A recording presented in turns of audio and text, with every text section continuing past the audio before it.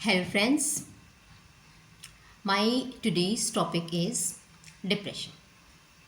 Depression के बारे में आप लोग थोड़ा बहुत पहले से जानते होंगे। जो लोग सफ़र कर रहे हैं वो उन सिम्टम्स के बेसिस पे बोलते हैं कि कुछ बेसिक सिम्टम्स बताऊंगी तो आपको पता लगेगा कि इस स्थिति को उन सिम्टम्स से जो गो थ्रू हो रहे हैं वो बोलेंगे कि हाँ मुझे डिप्रेशन हो गया है। ठीक है, एक कॉमन टर्म है, कभी कभी हम गलत भी तरीके से उसको इस्तेमाल कर लेते हैं कि मुझे डिप्रेशन हो गया है। तो आज थोड़ा सा बात करती हूँ इस विषय में। ठीक है, डिप्रेशन का सिम्टम वाइज मतलब ये होता है कि 5-6 सिम्टम हैं। मतलब अगर मैं मेडिकल साइंस की लैंग्वेज में बोलूँ तो ICD-10 के टर्म्स में हम उसको डिवाइड करते हैं कि ये है ये है ये है, तो ही आप उसको डिप्रेशन बोलेंगे। इसमें एक सबसे जो मेन टॉप मोस्ट लक्षण ये है, वो ये है कि आपको बिल्कुल भी किसी भी काम में मन नहीं लगेगा। किसी भी काम में आपका बिल्कुल भी मन नहीं लगेगा कि आप उसको करें। और नंबर 2, आपको या तो भूख बहुत ज़्यादा लगने लगेगी या आपको बिल्कुल भी भूख नहीं लगेगी।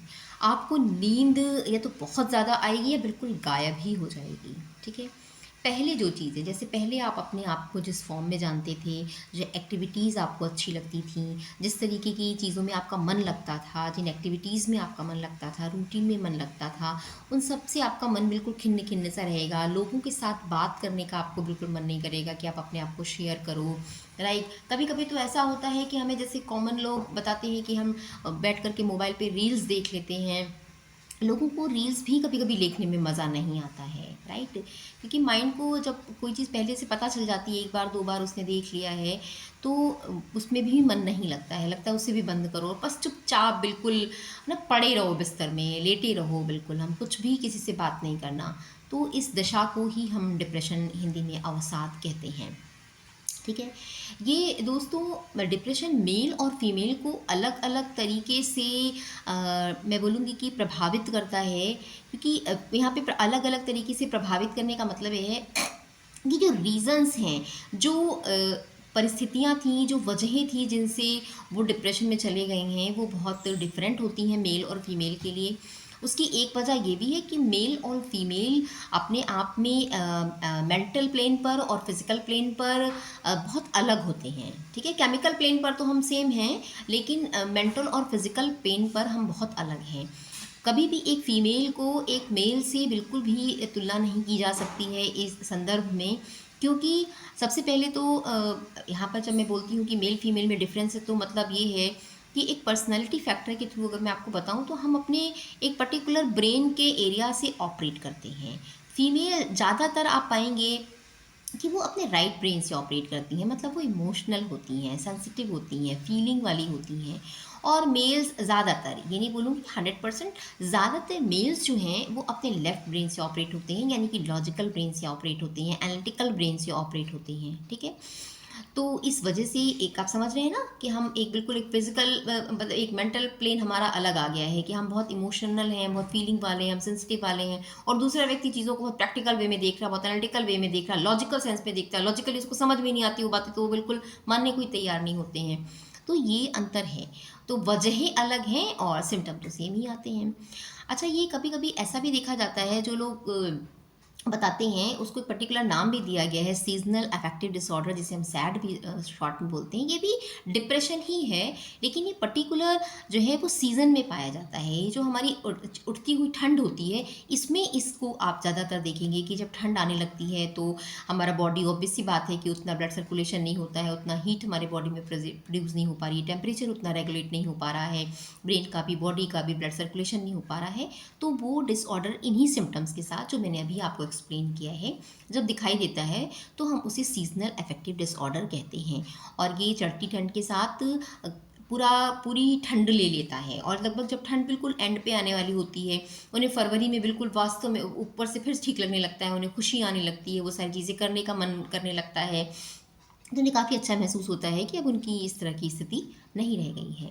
चौथा मैं अब बात करूँगी कि क्या रीज़न्स हैं कि हमें डिप्रेशन होता है। देखिए रीज़न का मतलब अगर मैं जो आपको अभी एक्सप्लेन करने जा रही हूँ इसको मेडिकल साइंस के पॉइंट ऑफ व्यू से अगर आप देखेंगे तो मेडिकल साइंस मानती है कि आप हर चीज़ को बिल्कुल हम सिम्टम वाइज़ बताएँ कि ये रीज़न है, जैसे जेनेटिकल रीज़न्स हैं, एनवायरमेंटल फैक्टर के नाम पर हम बहुत सारी चीज़ों को ले लेते हैं। ठीक है? तो वो तो है ही है, वो तो कंसीडर करना ही होता है हमें जब हम साइंटिफिकली किसी चीज़ को एक्सप्लेन कर रहे होते हैं। लेकिन डिप्रेशन आने के जो रीज़न्स हैं, अगर वो आप ह्यूमन ग्राउंड पे, ह्यूमन अर्थ की सबसे डेवलप्ड स्पीशीज़ है, ये तो आप भी मानेंगे। तो ये उनके अंदर डिप्रेशन ज़्यादा आता है, जो मैं आपको बताऊँगी सुन के आपको बहुत आश्चर्य होगा कि मैं अभी इस चीज़ को आपको प्रूफ़ भी करूँगी और आपको आपको भी चेक करना है साथ में मेरे, ठीक है? कि ये प्रूफ़ आपको सही लगता है या नहीं। डिप्रेशन उन लोगों को बिल्कुल भी नहीं होता है, जो एक तरीके से एक लेवल ऑफ इंटेलिजेंस जिनके अंदर नहीं है, एक a little higher level of emotionality जिनके अंदर नहीं है, सेंसिटिविटी बेटर से नहीं है, उनको डिप्रेशन होगा ही नहीं।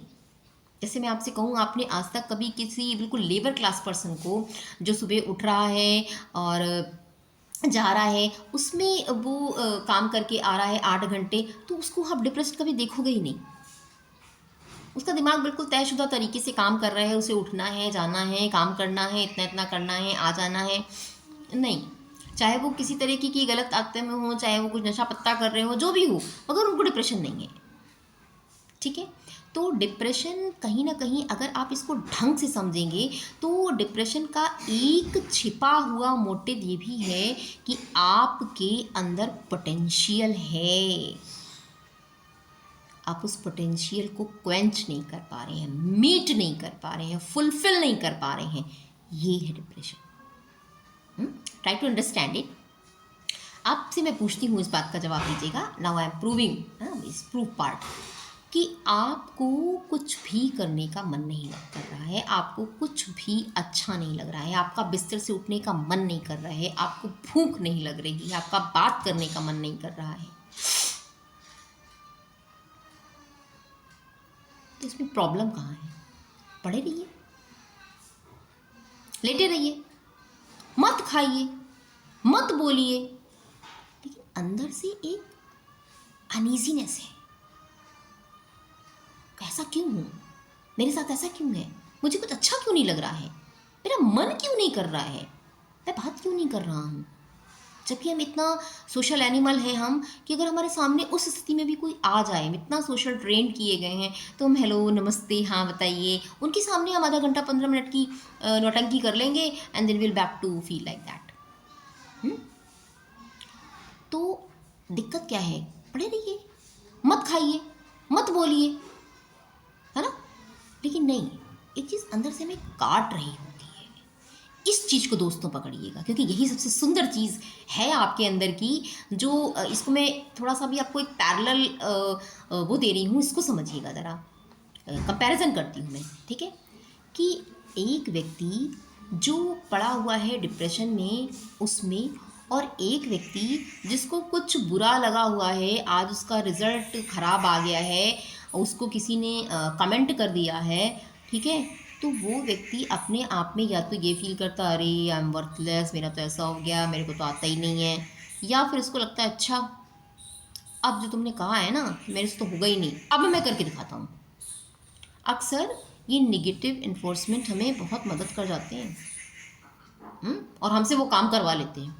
पॉजिटिवली अगर हमसे कोई कहता है नहीं नहीं हम तुम्हारे साथ खड़े हैं, तुम करो, तुम कर सकते हो, तो शायद हमें इतना, हम एकदम से एक्साइट नहीं हो, हम इग्नाइट नहीं हो, हम जगे नहीं, हम अवेयर नहीं हो, हमारा एक्शन नहीं, आई थिंकिंग पैटर्न नहीं चेंज हो। लेकिन अगर किसी ने हमको ऐसे कमेंट कर दिया है, तो मुझसे नहीं होगा, तो लग जाएगी बात। तो क्या मैं कंपेयर करा रही थी, इसको समझिएगा। अब आप ये बताइए कि आप ही हैं वो जो पड़े हुए हैं, जिसे भूख नहीं है, जिसका मन नहीं है, और आप ही हैं वो जो कह रहे हैं कि ये सही नहीं है। ये दोनों बड़ी अपोजिट बातें नहीं है। तो डिप्रेशन को जरा अब एक नया एंगल दीजिए। एनएलपी कहती है आप चीज़ों को बात सही तरीके से कहो, आपके ऊपर फर्क पड़ेगा। तो जरा बात सही है भी और कहिए भी। भाई एक बोलो, अपने माइंड से कहिए, अपने आप से कहिए, एक के साथ जी लो। अभी सॉल्यूशन पार्ट पे आऊँगी तो डिटेल में बताऊँगी, ठीक है। पढ़े हो तो पढ़े रहो, प्रॉब्लम क्या है इसमें। और अगर प्रॉब्लम है तो बताओ क्या करें कि प्रॉब्लम ना लगे, प्रॉब्लम ना लगे, ठीक है। तो let me come to the very part of cure. Main बात तो ये है ना भैया, हम टिकाएं कैसे। तो आपको इस ठीक होने के लिए दोस्तों ये समझना पड़ेगा कि जो है ये किस लेवल पर ऑपरेट करता है, ठीक है। फिर बोलूँगी, हम इंसान हैं तो हमारे 3 मेन पार्ट हैं जिस पर हम ऑपरेट हो रहे हैं। हमारी फिजियोलॉजी, फिजियोलॉजी का मतलब खाली आप इसको समझिएगा कि आपकी बॉडी, ठीक है। हाँ, हम उसको बोल सकते हैं कि फिजियोलॉजी में हमारा सब कुछ आ जाता है। एंड साइकोलॉजी, हमारा मन किस तरीके से चल रहा है। एंड केमिकल, राइट, हमारी बायोकेमिस्ट्री। हाँ, ये थोड़ी अलग है हमारी फिजियोलॉजी से, ठीक है।